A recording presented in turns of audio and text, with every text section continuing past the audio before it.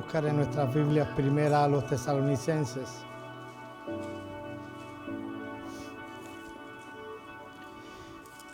Primera epístola de Pablo a los Tesalonicenses, capítulo 2. Y hoy vamos a centrar nuestra atención en los versículos 13 al 16. Primera epístola del apóstol Pablo a los Tesalonicenses, capítulo 2, versículos 13 al 16.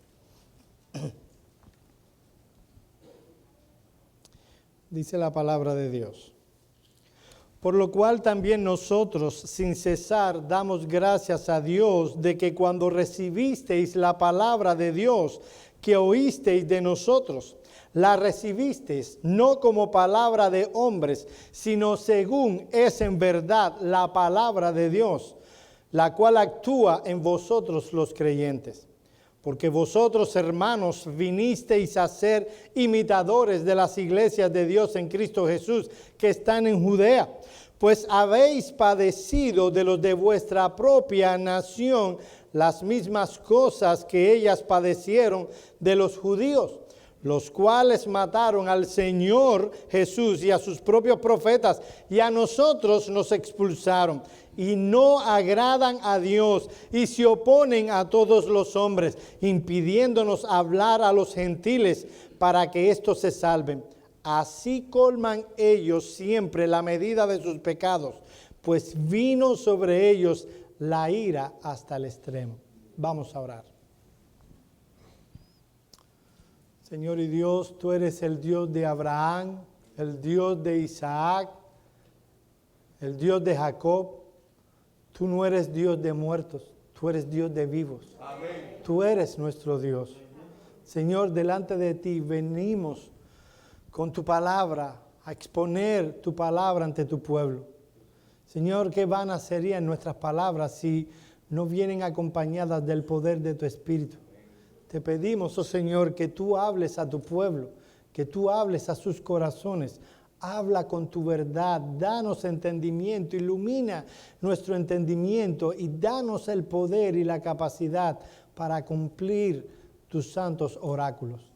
Qué bueno es saber que no solo tú has revelado tu palabra, sino que también tú has preparado para nosotros toda buena obra para que andemos en ella. En el nombre de Cristo oramos. Amén. Siendo que la iglesia de Tesalónica había sido recientemente plantada, el apóstol Pablo estaba preocupado por el progreso de esta joven congregación. Y a pesar de los buenos reportes que había recibido de parte de Timoteo, el apóstol quería que ellos entendieran como iglesia una cosa: la meta que debían buscar, la meta que debían poner ante ellos era la de ser una iglesia irreprensible hasta la venida del Señor. Ahora, ¿cómo podrían ellos lograr tal cosa? Bueno, el apóstol Pablo nos dice que si una iglesia quiere mantenerse firme con el paso de los años, quiere mantenerse fiel con el paso de los años, ellos deben procurar que los que sean miembros de la iglesia se caractericen por ser verdaderos cristianos. En segundo lugar, ellos deben procurar que el liderazgo, los pastores, los líderes que tienen como iglesia, deben caracterizarse por haber sido aprobados y cualificados por Dios. Mis amados hermanos, si una iglesia quiere mantenerse irreprensible hasta la venida del Señor, necesita de un liderazgo caracterizado por fidelidad al mensaje que Dios ha dado, afectos adecuados por su congregación, diligencia en su labor pastoral, en la búsqueda de un carácter piadoso y en la búsqueda de una metodología bíblica.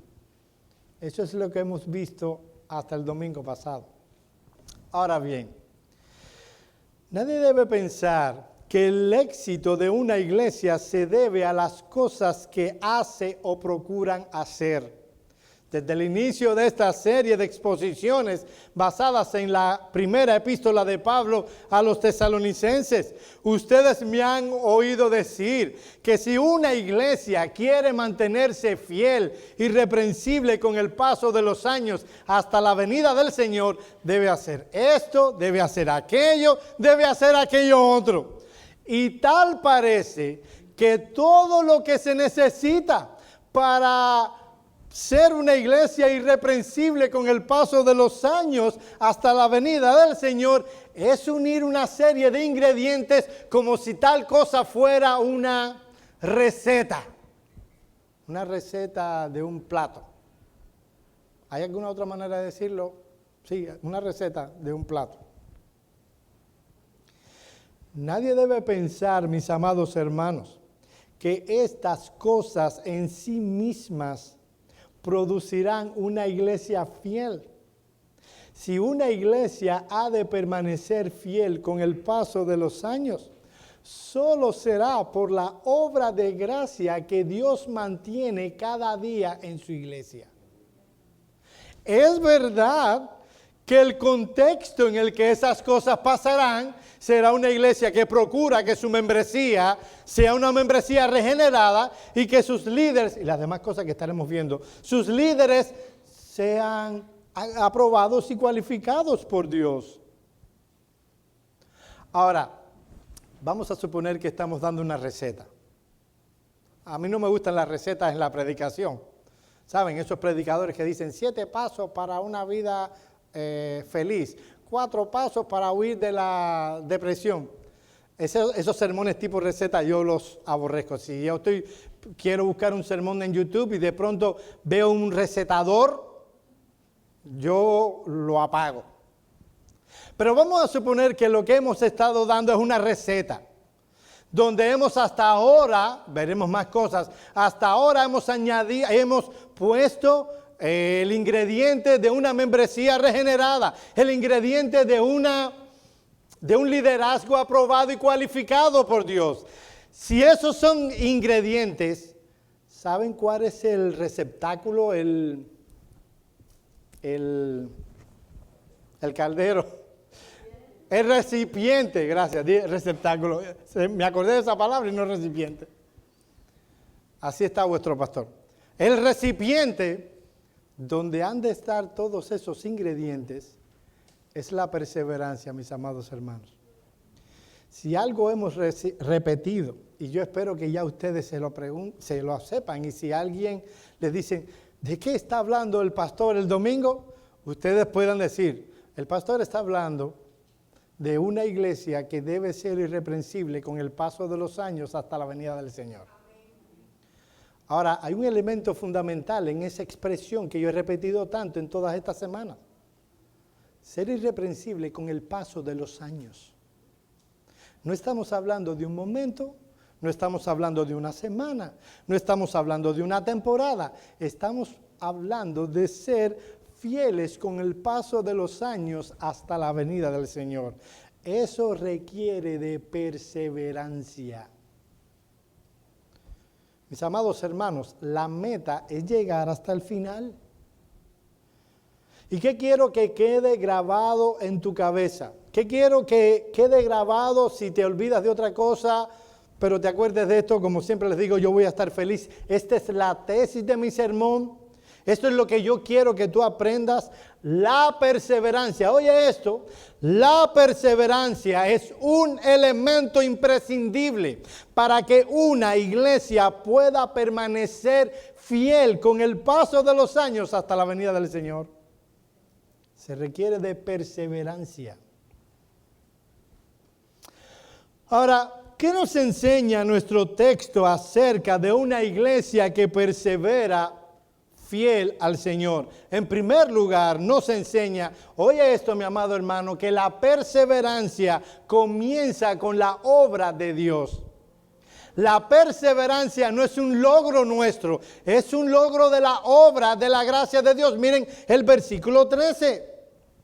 Por lo cual también nosotros sin cesar damos gracias a Dios, de que cuando recibisteis la palabra que oísteis de nosotros, la recibisteis no como palabra de hombres, sino según es en verdad la palabra de Dios, la cual actúa poderosamente en vosotros. Y yo sé que no viste por ningún lado la palabra perseverancia, no la vistes.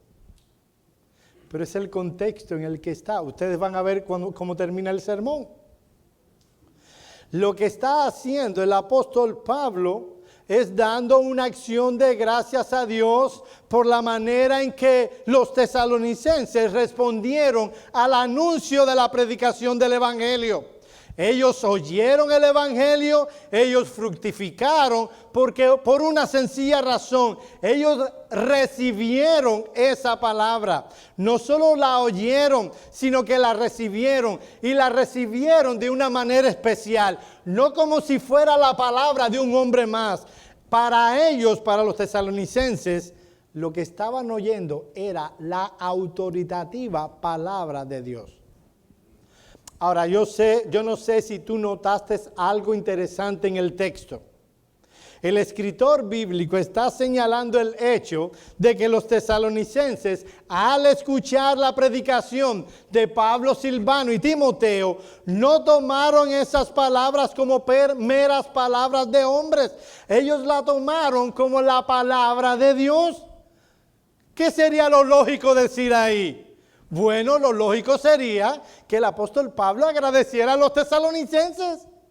Ellos fueron los que recibieron la palabra como palabra de hombres. Sería más lógico que el texto dijera: yo les agradezco tanto a ustedes, mis amados hermanos de Tesalónica, de que cuando ustedes oyeron la palabra que les prediqué, ustedes la recibieran como palabra de hombres, como palabra de Dios y no como una palabra de un hombre. ¿No sería, mi amado hermano, lo lógico aquí?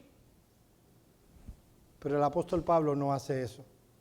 No le da gracia a los tesalonicenses y no debería dársela. ¿Saben por qué? Porque ellos pudieron oír esa palabra como palabra de Dios por la obra de Dios. Si no, para ellos hubiera sido un palabrero más.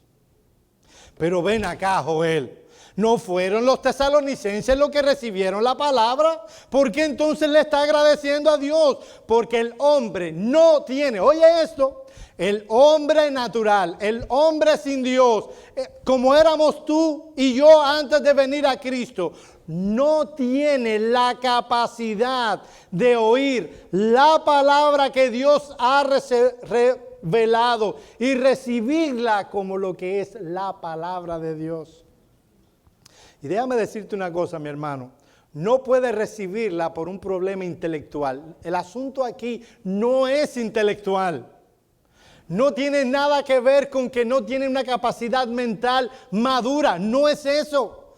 No importa qué tan intelectual pueda ser un hombre, qué tan inteligente, cuánto PhD que haya estudiado en Harvard, Yale, Princeton, donde sea, Stanford. Escuchar el evangelio y entenderlo es algo que solo Dios puede hacer en un pecador. Miren lo que dice Dios en Romanos capítulo 3, versículos 10 al 12. No lo busquen, óyelo. Como está escrito. O sea, lo que está haciendo el apóstol Pablo es citando la escritura. No hay justo, no hay uno, no hay quien entienda, no hay quien busque a Dios. Todos se desviaron, a una se hicieron inútiles. No hay quien haga lo bueno, no hay ni siquiera uno. Esa es la descripción que hace Dios del ser humano. No hay una persona que sea buena. No hay una persona que realmente busque a Dios. Joel y los testigos de Jehová. Joel, ellos deben buscar a Dios. No lo hacen. Ellos buscan un Dios a su semejanza. Dios dice, no hay quien busque a Dios. No hay ni siquiera uno. Y para ponerle, en mi país diríamos, la tapa al pomo, dice, no hay quien entienda. Y los grandes filósofos del tiempo de de Pablo. No hay quien entienda. En 1 Corintios capítulo 2, versículo 14, describiendo el apóstol Pablo, inspirado por el Espíritu Santo, la naturaleza del ser humano sin Dios, dice, porque el hombre natural, oye esto, no percibe las cosas que son del Espíritu. No puede recibirlas, no puede entenderlas, no puede percibir las cosas que son del Espíritu. Y añade, porque para él son locura y no las puede entender, porque se han de discernir espiritualmente. De hecho, mi amado hermano, a lo mejor tuviste la bendición del Señor de oír el Evangelio una vez, ¡pah! La regeneración, la conversión, el nuevo nacimiento. Tal vez te pasó a ti. Pero a muchos de nosotros, y me atrevo a decir a la mayoría de nosotros, nos predicaron una y otra y otra y otra vez y nos pasó. Y no es que éramos brutos, ese no era el problema. De acuerdo a Dios, no entender el Evangelio no es un asunto de capacidad intelectual. Los hombres no entienden el Evangelio no porque sean brutos. No sé si entienden la expresión esa. El asunto no es intelectual, es espiritual. Miren a Pablo hablando en Efesios capítulo 4, versículos 18 y 19. Mira la descripción que hace el apóstol Pablo de una persona sin Dios. Dice, y no estoy hablando, él no va a describir aquí a Jack el Destripador. Porque algunos oye y dicen, no, pero ese tiene que ser Adolfo Hitler, Fidel Castro, alguno de esos salvajes que han matado millones de veces, de gente o cualquiera. No, está haciendo una descripción de lo que tú y yo éramos antes de venir a Cristo. Teniendo el entendimiento entenebrecido, ajenos de la vida de Dios, por la ignorancia que en ellos hay, por la dureza de su corazón, los cuales después que perdieron toda sensibilidad se entregaron a la lascivia para cometer con avidez toda clase de impurezas. Y lo que dice el apóstol Pablo es que el corazón del ser humano es tan duro que no puede captar la idea, no puede entender qué tan valioso es Jesucristo. De hecho, la Escritura describe el corazón del ser humano antes de venir a Cristo como que tiene un corazón de piedra. De ahí que si él ha de entender el Evangelio, requiere que primero se le haga una operación de corazón, se le cambie un corazón de piedra y se le ponga un corazón de carne. Ahora, si la descripción que yo he hecho del hombre, de acuerdo a las Escrituras, es cierta, ya tiene mucho de qué preocuparse el ser humano. Pero tiene un enemigo que le ciega aún más. Ese es Satanás. Por eso en 2 Corintios capítulo 4, versículo 4 dice, en los cuales el Dios de este siglo, hablando del diablo, de Satanás, cegó el entendimiento de los incrédulos para que no les resplandezca la luz del evangelio de la gloria de Cristo, el cual es la imagen de Dios. Cuando se unen todos esos elementos, entendemos por qué el apóstol Pablo agradece a Dios porque estos tesalonicenses hayan recibido la palabra que les fue predicada como palabra de Dios. No pudo ser por una habilidad que hubiera en ellos. El hombre tiene un corazón de piedra. Satanás ha enceguecido el entendimiento. Si lo recibieron, se debe única y exclusivamente por la obra de Dios. Así que al hablar de cómo estos hombres y mujeres recibieron el Evangelio, el apóstol Pablo agradece a Dios. Mis amados hermanos, la carrera de la perseverancia empieza cuando Dios obra. ¿Saben por qué hay personas que tú conoces, que un día las vistes con una Biblia debajo del brazo? Iban a la iglesia todos los domingos y decían amén cuando Tellito decía algo emocionante. Y hoy no están aquí. porque Dios no obró en su corazón. Vayan conmigo, ahí yo sí quiero que lo leas. Primera de Juan, capítulo 2.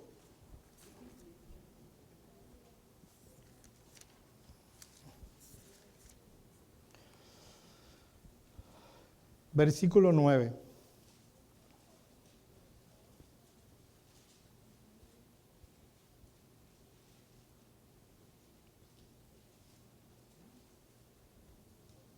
No, no es el 9. 19, perdón. Debe ser. Ok, 19. Pero yo quiero que leamos el 9 y luego brinquemos al 19 porque necesito que vean el contexto. Dice, el que dice que está en luz y odia a su hermano que está en tinieblas, el que ama a su hermano permanece. Y eso es una palabra que se va a repetir a través de toda la carta de Primera de Juan, permanecer, perseverar. Y en el 19 dice, hablando de aquellos que se habían ido de la iglesia, salieron de entre nosotros porque no eran de nosotros. Porque si hubieran sido de nosotros, habrían permanecido con nosotros, pero salieron para que fuera evidente que no todos son de nosotros. Mis amados hermanos, muchas veces he visto este texto. Y este texto da temor. La Biblia describe el corazón humano como lo más engañoso que hay. Y así como la Biblia enseña que un creyente puede llegar al punto de tener una seguridad firme de salvación, de que ha sido salvada, así enseña que el creyente debe autoexaminarse porque puede estar engañado. Juan dice, ellos salieron de nosotros, porque no eran de nosotros. Porque si fueran de nosotros, habrían permanecido con nosotros. Y aquí está la parte que da temor. Pero salieron para que se manifieste. Nota que no es para que se manifieste que ellos no eran de nosotros. No, para que se manifieste que no todos son de nosotros.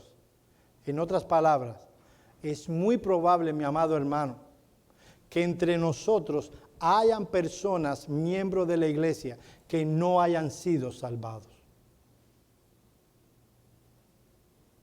Que no hayan sido salvados. De ahí que es tan importante este tema. La perseverancia en la palabra de Dios, la perseverancia en el reino, nos dice, estamos en la gracia. No es que caemos de la gracia, no es que se pierde la salvación, es que sencillamente uno puede venir a una iglesia, puede oír el evangelio, puede emocionarse, aunque eso no haga un impacto real en su vida, porque ese impacto tiene que hacerlo Dios en la regeneración.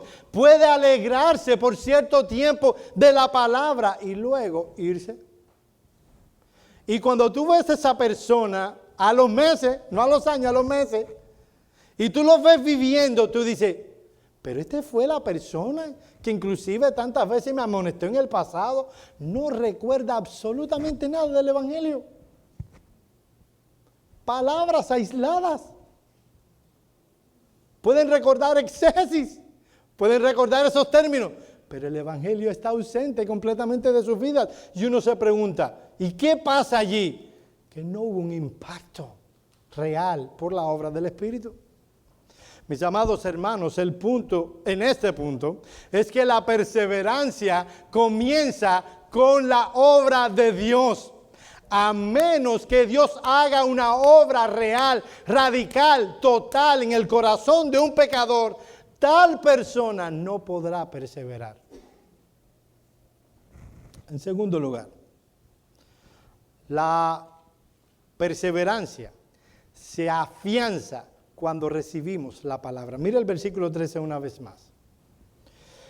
Por lo cual también nosotros sin cesar damos gracias a Dios de que cuando recibisteis la palabra de Dios, que oísteis de nosotros, la recibisteis no como palabra de hombres, sino según es en verdad la palabra de Dios, la cual actúa en vosotros los creyentes. Mis amados hermanos, en 2 ocasiones en el versículo 13 aparece la palabra recibieron. En ambas ocasiones, o sea, él usa 2 palabras griegas diferentes cuando habla de recibir. Tristemente en español aparecen solo recibieron. Yo no estoy hablando mal de la Reina Valera, para mí eso sería un pecado imperdonable. No, es un pecado perdonable. Ni siquiera es un pecado. Pero yo hubiera traducido recibieron y el otro hubiera dicho aceptaron. Porque Pablo está usando 2 palabras griegas diferentes. La primera palabra que aparece en el texto griego y que habla de recibir se refiere más bien a una aceptación, a una recepción y un compromiso mental de un mensaje particular. En este caso del Evangelio. Ellos entendieron por la obra del Espíritu el mensaje, ellos lo recepcionaron, ellos entendieron que era la palabra de Dios y la abrazaron en su mente. Ellos la aceptaron mentalmente, lo cual es el primer paso para lo que viene después. Mis amados hermanos, una vez más, no se puede crecer en la vida cristiana si no se entiende. Cuando vemos un cristianismo que hace un énfasis desproporcionado en las emociones, en los sentimientos y desprecia el entendimiento, hay un problema allí, un problema bíblico. Porque la primera esfera donde debe impactar el Evangelio es el entendimiento. Los tesalonicenses comprendieron por la obra de Dios, entendieron y recepcionaron, aceptaron mentalmente el Evangelio. La segunda palabra da una connotación un tanto diferente. Habla de algo interno, una recepción interna del corazón. Ese mensaje pasó de la mente al corazón. Sus afectos fueron transformados por ese mensaje y empezaron a vivir en consonancia con ese mensaje. Tal aceptación afectó todas las fibras más internas, más profundas del corazón. No solo se quedó aquí, pasó aquí. Y de ahí a toda la vida. Mis amados hermanos, vivimos en un cristianismo que va de un extremo al otro. En un extremo tenemos a un cristiano que busca meramente, simplemente emocionarse. Él canta la música que le emociona, él oye al predicador que le emociona, él oye los estudios que le emocionan. Y si algo no le emociona en la iglesia, esa persona se va triste. Hoy no me emocioné. Hoy no hubo un buen sermón. No significa que no se predicó la palabra. No significa que no se dio los principios que se desprenden de la Escritura. No significa que no se aplicó a la palabra. Lo que él no se fue emocionado. Ese predicador no dio 4 gritos en el púlpito. A mí sí me gusta Joel. Es una ilustración. Ese da 2 gritos, da un golpe en el púlpito. Él me emociona. Déjame decirte que yo no predico así para emocionarte. Está ese extremo eminentemente emocional. El otro es eminentemente intelectual. A él a este creyente todo lo que preocupa es saber. No hay una coherencia entre lo que entiende y lo que vive. Pero él está contento de que sabe teología. El apóstol Pablo, con estas 2 palabras, nos enseña un equilibrio bíblico. El creyente verdadero, el creyente que crece, el creyente que madura, el creyente que crece en la gracia y el conocimiento de nuestro Señor, es alguien que primero entiende y que eso va a todo su ser. Mi amado hermano, si sabes teología, ¡qué bueno! Alabo a Dios porque entre nosotros hay muchos que entienden la teología. Eso tiene que verse en la práctica. Eso tiene que verse en cómo vivimos. Les he hablado de esos que defienden las doctrinas de la gracia con poca gracia, que llegan a ofender a otro. Yo he visto tristemente a hombres que no sé ahora dónde están, diciéndole a un santo, a un hombre que ha pasado años en el Evangelio, predicando el Evangelio. Yo no estoy diciendo que lo estén haciendo perfectamente. Y le he visto ofender a un joven muchacho que apenas lleva 5 años en el Evangelio, diciéndole a un hombre que lleva 40 años, que estuvo preso por el Evangelio en Cuba, que habría que ver si este hombre, este muchachito, tiene la mitad de valor y coraje santo que tiene ese hombre. Decirle perro arminiano. ¿Qué es eso? Un hombre que quiere defender las doctrinas de la gracia sin gracia. El entendimiento tiene que permear todas las fibras de nuestro ser. Ahora, miren algo interesante. Oye esto, que esto es aplicación práctica. Para nosotros poder recepcionar la palabra, tenemos que oírla primero. Dice la palabra de nosotros que fue enviada por parte de Dios. Eso es lo que dice literalmente en griego. Los misioneros pronunciaban las palabras. Ellas venían de Dios. Y los tesalonicenses escuchaban, oían la palabra. Mis amados hermanos, si creemos que Dios por medio de su palabra habla, cuando esta es enseñada, debemos hacer todo el esfuerzo mental, físico, para estar alertas. Dios puede hablar a mi alma.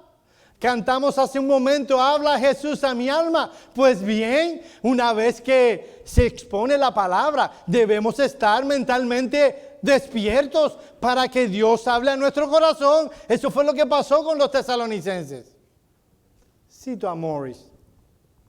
Lo fundamental de la predicación de Pablo fue la convicción de que lo que hablaban no era su propio mensaje, sino el mensaje de Dios. Él había rechazado la sabiduría humana y tenía en poco la mera elocuencia. Él fue llamado a transmitir lo que Dios le había dado a manera de heraldo. El punto de vista de los filósofos es que estaba en desacuerdo con la simple y cruda predicación de la cruz. La presión para acomodar, oye esto, para acomodar el mensaje a las exigencias del mundo moderno debió haber sido grande. Pero Pablo rechazó todo eso. Su impulso y fortaleza provenía no de lo que algunos pensaran en cuanto a las tendencias y corrientes contemporáneas en filosofía, religión o ciencia, sino la convicción profunda de que él simplemente era la boquilla de Dios y que por lo tanto lo que habló fue la palabra de Dios.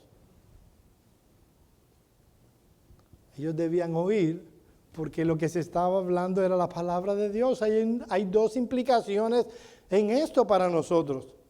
En primer lugar, mi amado hermano, los sermones apropiados, llenos de la palabra, hechos por una exégesis cuidadosa, no solo son las palabras del predicador. Puede Dios hablar a tu corazón y debes estar alerta. En segundo lugar, el predicador, y esto tiene que ver conmigo con los que nos paramos aquí, debe asegurarse de que es el mensaje de Dios lo que está proclamando. La profundidad de la predicación y la enseñanza que se desarrolla en muchas iglesias va a impactar cómo será esa iglesia. Si es una iglesia donde me decía mi profesor, o el profesor que tuve de hebreo, él le llamaba sermones sencillos para santos simples. ¿Te acuerdas, Daniel? Hay personas predicadores que lo predican es eso. Sermones sencillos para santos simples. Eso es lo que va a producir en la iglesia. Santos simples. Hermanos amados, lo que hace poderosa a una iglesia no es, oye esto, no es la cantidad de ministerios que tenga o la influencia que esta iglesia tenga sobre los líderes políticos de su zona. Tampoco si tiene programas de televisión o tiene una fuerte presencia en internet. Ayer vi una iglesia. Oigan esto. Ayer vi una iglesia. Son cosas que uno se topan que uno le da tristeza, pero están en las redes. Y pasó ayer que estaban haciendo un anuncio de que las personas que más interactúen, yo no voy a hacer eso aquí, que más interactúen en las redes sociales de la iglesia, a las 4 personas que más interactúen, a las 3, que más interactúen en no sé cuánto tiempo en las redes de la iglesia, en el canal de YouTube, en el Facebook, el Instagram, ellos tienen todo un equipo que iba a monitorear eso. Al primer lugar, le iban a regalar a él y a toda su familia 4 días de vacaciones en Disney. Espérense. Al segundo lugar, le iban a regalar 4 días en ¿dónde se llama este otro lugar famoso de vacaciones de aquí? No, es aquí, no. En Universal. Y el tercer lugar, en SeaWater. Está bueno, ¿eh? ¿Quiere ir para allá? Yo me imagino a esa iglesia, que por cierto es muy grande, el entusiasmo. Esto sí es una iglesia poderosa. Aquí regalan viajes de vacaciones. Lo que hace poderosa a una iglesia es que Dios está con ella. Y que Él la utiliza para su propia gloria. Porque en ese lugar se predica, se enseña, se proclama la palabra que Él ha revelado. Cito a alguien. Pablo estaba consciente de que su teología estaba sustentada en la palabra de Dios. Y cuando él predicó, para él su teología no era menos que la suma de la verdad divina. Al predicar dicha teología, él no la presentó como un tema en discusión. Aquí no predicamos para que, no sé cuántos han visto el programa Deal o No Deal, no sé si está todavía. Tómalo o déjalo. No, esta es la palabra de Dios. Repito, al predicar dicha teología, él no la presentó como un tema en discusión, sino que él la puso por encima de toda discusión. Él no expuso su teología para la crítica, sino que la expuso como la palabra de Dios para la obediencia de la fe. No, pero es que ustedes son demasiado extremistas. No, todo no es blanco y negro. Hay cosas grises.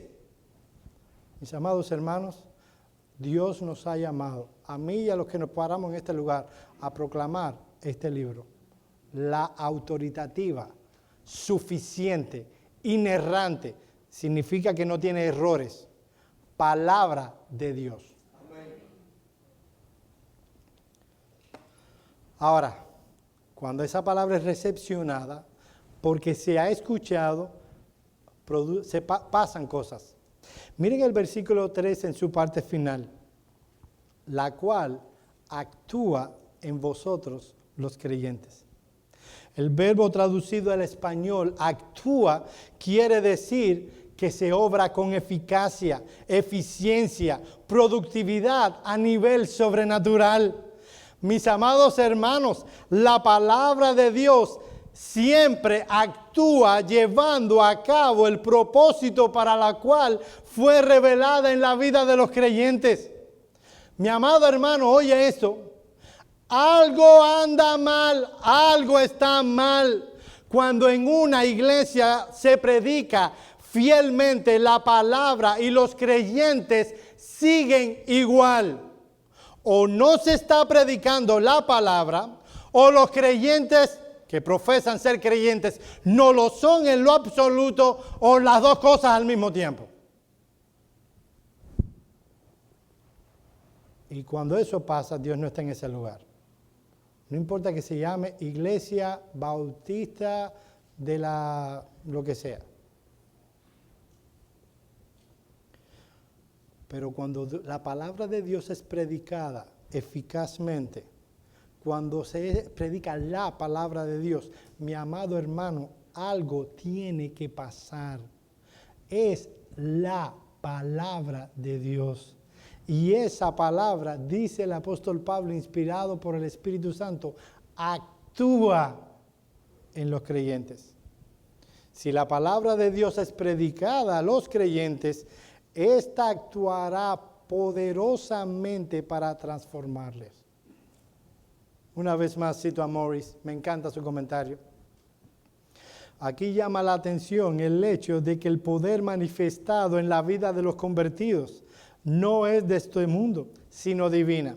Cuando la palabra de Dios es recibida con fe obediente, allí el poder de Dios está obrando. Ahora déjenme decirle algo más en cuanto a esto. Esta palabra actúa, que aparece en el texto, está en presente. O sea, que constantemente esa palabra produce, opera, actúa en el proceso de santificación de la vida del creyente. Esa palabra continúa avivando tu fe que ya existe y concede al creyente no solo más fe, no solo madura esa fe, sino que aviva esa fe. Es por eso que todo creyente que quiera crecer en la gracia y en el conocimiento de Dios, oye esto, debe tener un acercamiento continuo, diario y profundo de la palabra de Dios. ¿Saben cuál es la palabra que más se repite en 1 Corintios? Uno hace un estudio de 1 Corintios y ahí vienen los que se... ¡Wow!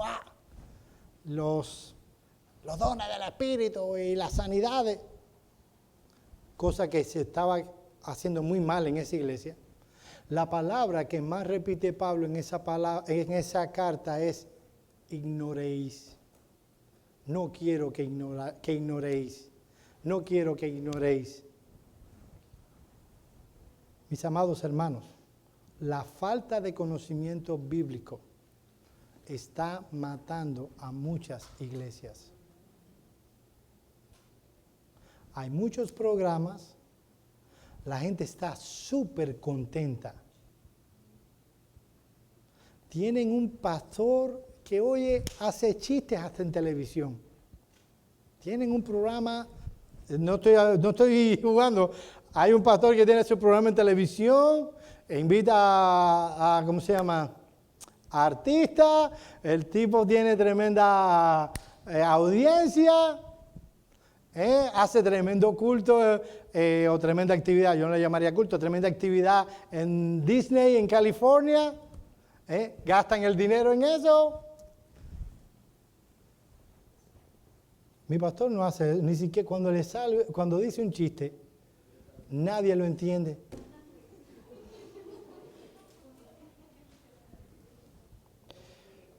Sí, por compasión. Mis amados hermanos, es la palabra de Dios la que actúa en el creyente. Y déjenme decirle una cosa. Hablar cualquier cosa de Dios y decir 7 principios para vivir una vida gozosa, no es a veces predicar la palabra, no lo es. Decir cualquier cosa de Dios no es predicar la palabra de Dios. Ahora, no solo la perseverancia empieza con la obra de Dios, no solo la perseverancia se desarrolla por la palabra de Dios, sino en tercer lugar, la perseverancia se evidencia en medio de los padecimientos. Miren los versículos 14 al 16. Porque vosotros, hermanos, vinisteis a ser imitadores de las iglesias de Dios en Cristo Jesús que están en Judea. Pues habéis padecido de los de vuestra propia nación las mismas cosas que ellas padecieron de los judíos, los cuales mataron al Señor Jesús y a sus propios profetas.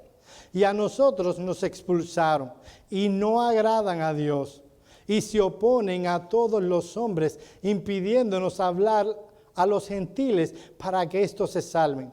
Así colman ellos siempre la medida de sus pecados, pues vino sobre ellos la ira hasta el extremo. ¿Sabe lo que le pasa a una iglesia que persevera? A una iglesia que persevera en la palabra de Dios tendrá oposición. Decía alguien que se le lanza piedras a los árboles que dan fruto. Tú nunca verás a un grupo de muchachos lanzándole palos y piedras a un árbol solo con hojas. A lo mejor por maldad lo hacen. Pero tú puedes ver frecuentemente que a un árbol con mangos, muchachos tirándole piedra para recoger los mangos. Mis amados hermanos, la iglesia que quiere permanecer fieles con el paso de los años hasta la venida del Señor sufrirá oposición. Y la verdadera perseverancia se manifiesta cuando en medio de situaciones aflictivas, en medio de situaciones difíciles, esa iglesia persiste, insiste en seguir lo que Dios enseña en su palabra, aunque sean pocos. Esta iglesia en Tesalónica se había convertido en imitadores de la iglesia de Judea, y Judea no es una expresión meramente geográfica, estaba hablando de las iglesias que estaban en la región de Palestina. Ellos habían sufrido por mano de los judíos, y Pablo lo sabía muy bien, de carne propia. No solo él había sido en un tiempo un perseguidor de la iglesia, sino que luego él fue perseguido. El apóstol Pablo menciona las atrocidades que estas personas habían cometido contra la iglesia del Señor. En primer lugar, mataron al Señor Jesús mismo. Mis amados hermanos, ese es el colmo del pecado.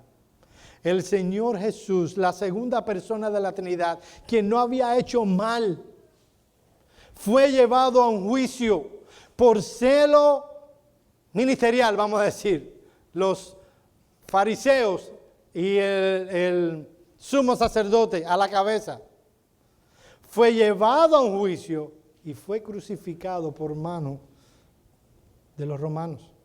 Y no solo al Señor Jesús, aún los profetas que Dios una y otra vez les había enviado para que le hablaran la palabra al pueblo de Israel, sufrieron el martirio por los corazones duros que estos hombres tenían. En una ocasión estaba Jesús hablándoles a los fariseos, los hombres más religiosos de su tiempo. Y él les decía, ustedes dicen que si ustedes hubieran vivido en el momento en que vivieron los profetas no hubieran muerto, que ustedes no serían cómplices del pecado de sus padres. Pues bien, ustedes reconocen que sus padres tienen relación con ustedes. Ustedes son de vuestro padre el diablo. De hecho, ellos se hicieron peor que sus padres, porque sus padres mataron a los profetas, pero ellos mataron al Rey de Gloria.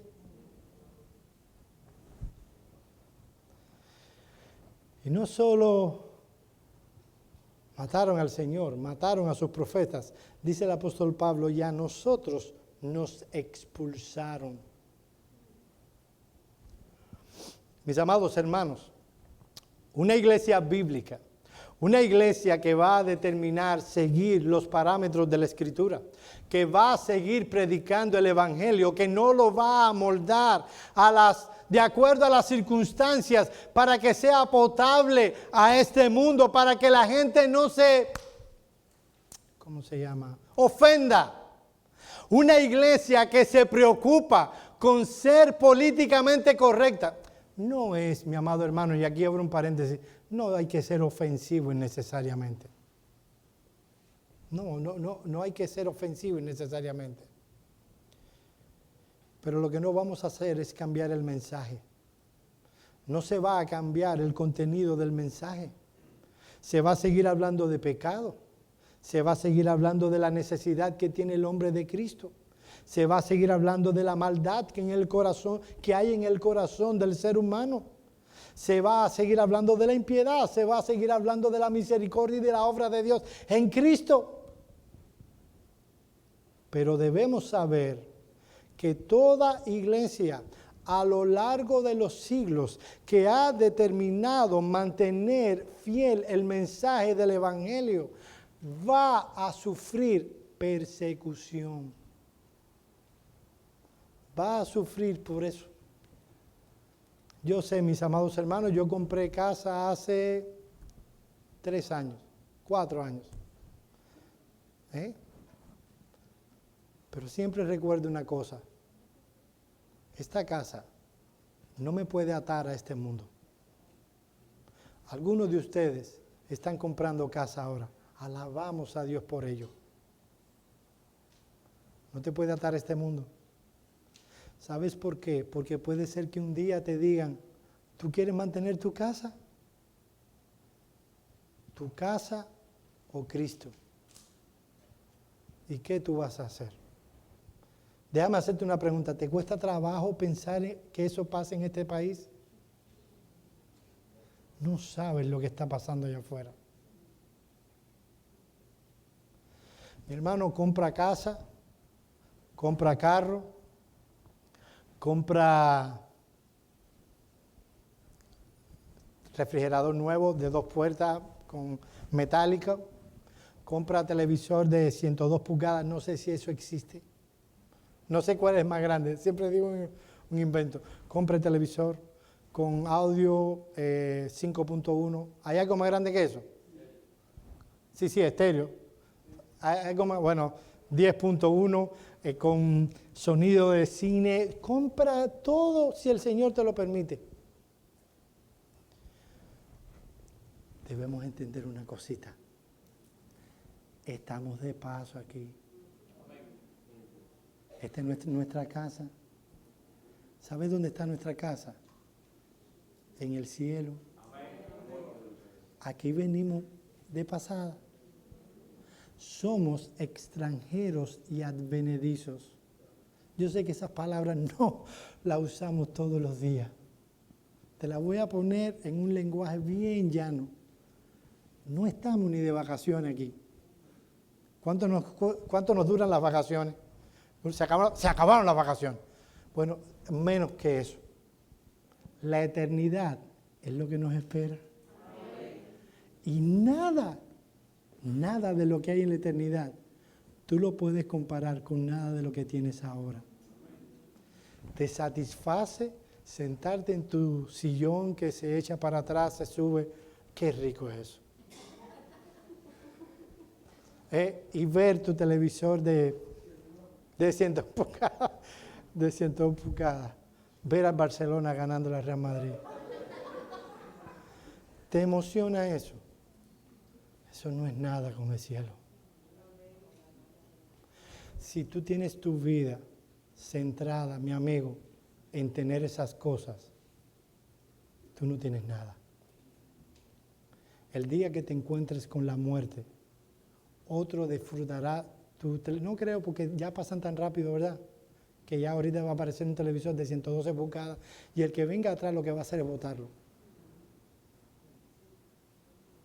Cuando un hombre una vez, la Escritura, el Señor Jesús habla de eso, de un hombre que tuvo tanto y dijo, voy a romper estos graneros, los voy a hacer más grandes, los voy a llenar de riqueza y luego voy a decir, alma, sáciate. Dice Jesús que a esa persona se le dirá, necio, hoy vienen por tu alma y todo lo que has ganado, ¿para quién será? Y dice, porque si un hombre ganare todo el mundo y perdiere su alma, habrá perdido irremisiblemente todo. Mis amados hermanos, nosotros vivimos para la eternidad. Y eso, como decía el hermano en la escuela dominical, nos da fuerzas, porque una iglesia bíblica, una iglesia que quiere permanecer fiel con el paso de los años hasta la venida del Señor, va a sufrir persecución, va a sufrir necesidad, oposición, aflicciones.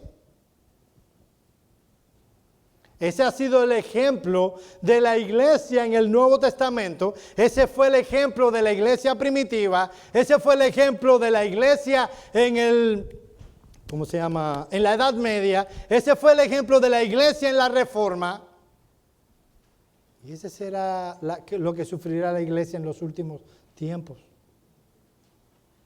Ahora, ¿qué sucederá con aquellos que se oponen a la iglesia?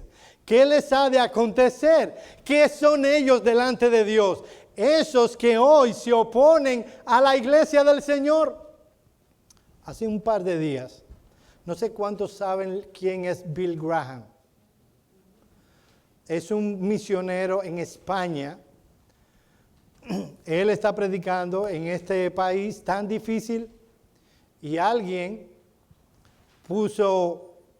defensor del movimiento LGBTQ+, el plus, ese más es para que quepa todo el mundo.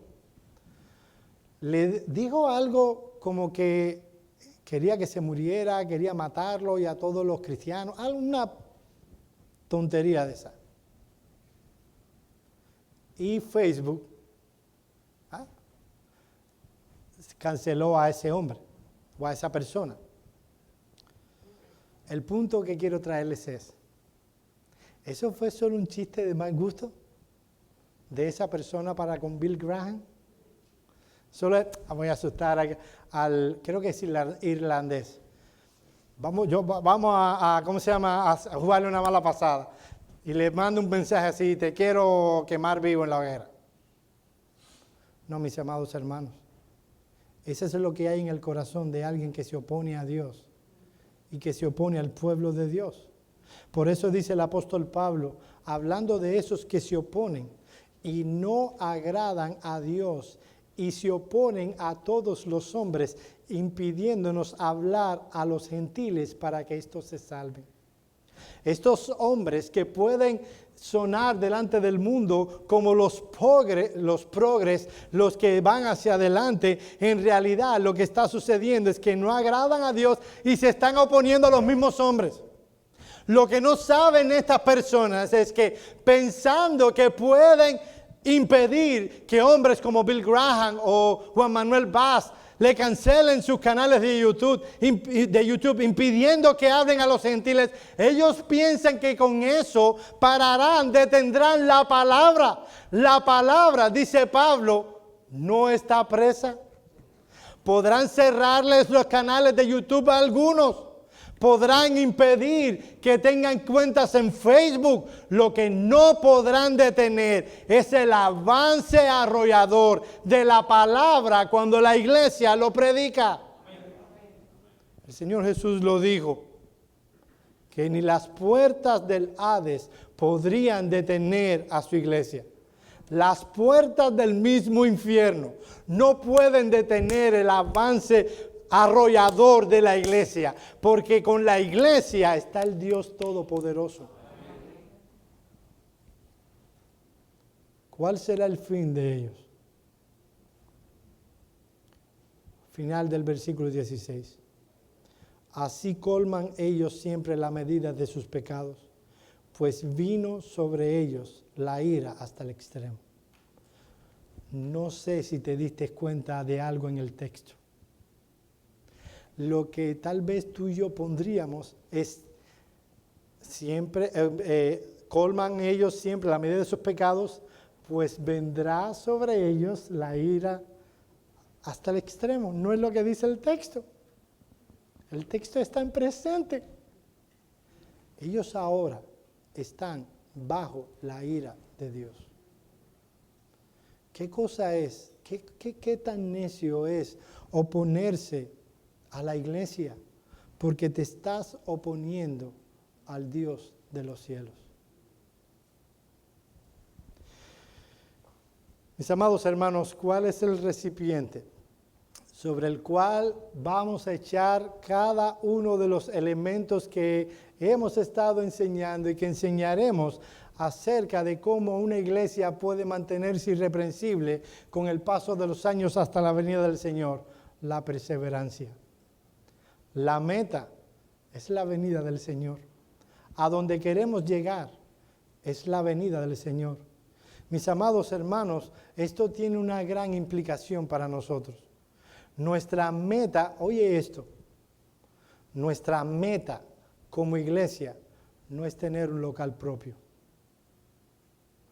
No es tener una iglesia grande, que vengan miles de personas. No es tener influencia en el gobierno. La meta que debemos tener ante nosotros como iglesia y que debemos perseverar en ella hasta la venida del Señor es ser hallado por Dios una iglesia irreprensible con el paso de los años hasta que Él venga como iglesia. Así que si tú ves que nosotros no estamos inmersos en todo lo que otras iglesias hacen, es por una sencilla razón. Tenemos metas diferentes. Lo que nosotros queremos es ser irreprensibles, ser fieles con el paso de los años hasta la venida del Señor. Quiera Dios en su misericordia que nos dé tal cosa. Vamos a orar.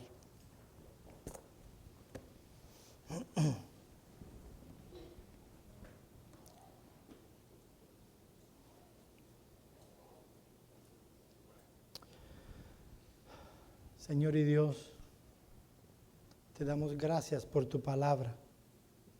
Señor, cuánta luz trae al corazón. Pero qué bueno es saber que esta palabra que tú has revelado siempre ha de actuar en el corazón de los creyentes. Te pedimos, oh Señor, que tengamos oídos dispuestos cuando leemos tu palabra y apliquemos a nuestra vida lo que ella enseña. Te pedimos que tengamos oídos dispuestos cuando tu palabra es anunciada, para que podamos no solo entenderla, sino podamos aplicarla a nuestra vida. Señor, ayúdanos a perseverar, no importa lo que venga. Señor, ayúdanos que nunca manchemos tu santo, precioso y grande nombre. Que no importa si vienen persecuciones, no importa qué aflicciones vengan a nuestra vida, nuestra fe siga en ti, que nuestra confianza no desmaye, que nuestra confianza persevere hasta que tú vengas por nosotros o hasta que nosotros vayamos a ti. Gracias por tu cuidado, gracias porque estás siempre con tu iglesia, gracias porque tú eres la fuerza, el motor de tu iglesia.